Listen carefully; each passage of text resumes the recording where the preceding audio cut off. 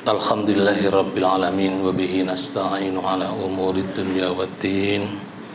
Wassalatu wassalamu ala nabiyil karim Muhammadin wa alihi wa sahbihi ajma'in wa ba'du. Wa qala Allah ta'ala fi kitabil karim, a'udzu billahi minasyaitonir rajim. As-sabirina was-sadiqina wal qanitina wal munfikina wal mustaghfirina bil ashar.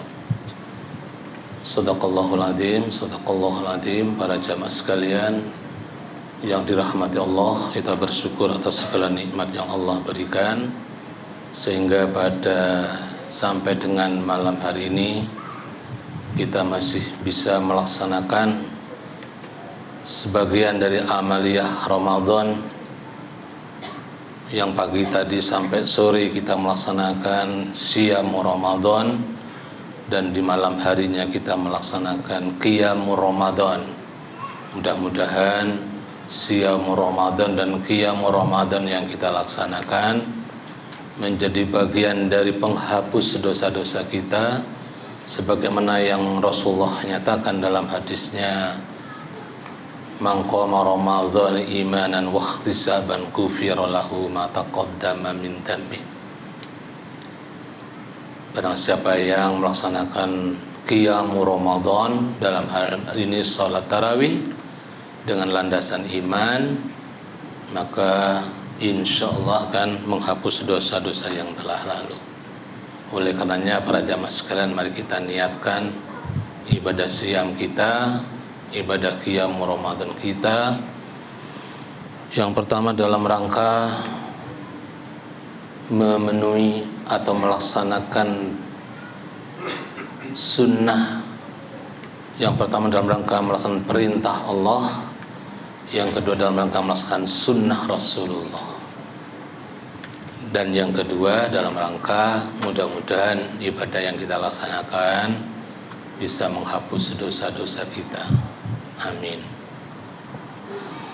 Para jamaah sekalian, pada muqaddimah tadi saya ambil satu ayat yang sebetulnya dua ayat yang sebelumnya harus dibaca di dalam surat Ali Imran ayat 15, 16, 17.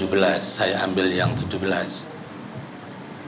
Pada surat Ali Imran ayat 16 itu Allah memberikan jaminan kepada kita sekalian ini kelak menjadi orang-orang yang ahli surga.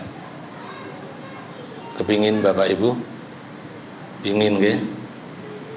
Walaupun kita tidak bertujuan untuk mendapatkan surganya Allah, tapi secara otomatis ketika kita menjalani perintah Allah, menjauhi larangan Allah, maka pasti Allah memberikan balasan kepada kita sekalian, balasan yang paling akhir, yaitu surga. Kalau balasan yang bersifat duniawi, ya barangkali sebuah ketenangan bagi kita sekalian, kebahagiaan hidup, jauh dari kegelisahan. Itu balasan Allah yang bersifat duniawi dan bersifat secara non fisik. Tetapi balasan Allah yang abadi, khalidina fiha, kekal di dalamnya, itulah surga. Para jamaah sekalian, sahabat Mulja, Allah memberikan gambaran potongan orang-orang yang kelak menjadi penghuni surga. Insya Allah kita ini juga punya potongan, punya potongan, dan jahitannya juga bagus. Punya potongnya mapan. Insya Allah kita ini menjadi potongan orang-orang yang ahli surga, calon penghuni surga. Laju kenapa yang menjadi gambaran dari calon penghuni surga itu Allah nyatakan dalam Ali Imran ayat 16. A'udzu billahi minasyaitonir rajim. alladzina yaquluna rabbana innana amanna faghfir lana dzunubana wa qina adzabannar. Ini yang pertama. Jadi orang yang selalu berdoa kepada Allah, Rabbana, wahai Tuhan kami, innana amanna, sesungguhnya kami ini sudah beriman kepada Engkau ya Allah. Faghfir lana dzunubana, maka ampunilah dosa-dosa kami. Jadi nyatakan dulu bahwa kita beriman kepada Allah, dan yang kedua mohon ampun do Allah. Kalau kita sudah menyatakan iman kepada Allah, berarti kita ini pede, percaya diri. Maka Allah pun akan memberikan hadiah dari keimanan kita menikah dengan ampunan dari dosa-dosa kita, dan dijauhkan, dilindungi dari waqina adzabannar, dilindungi dari siksa api neraka. Ini yang pertama. Nomor dua, para jamaah sekalian, potongan penghuni surga nikah. Nomor dua, ini as-sabirin, orang yang saya sabar. Panjenengan termasuk orang sabar? Nggih bola. Ya, termasuk orang-orang yang sabar.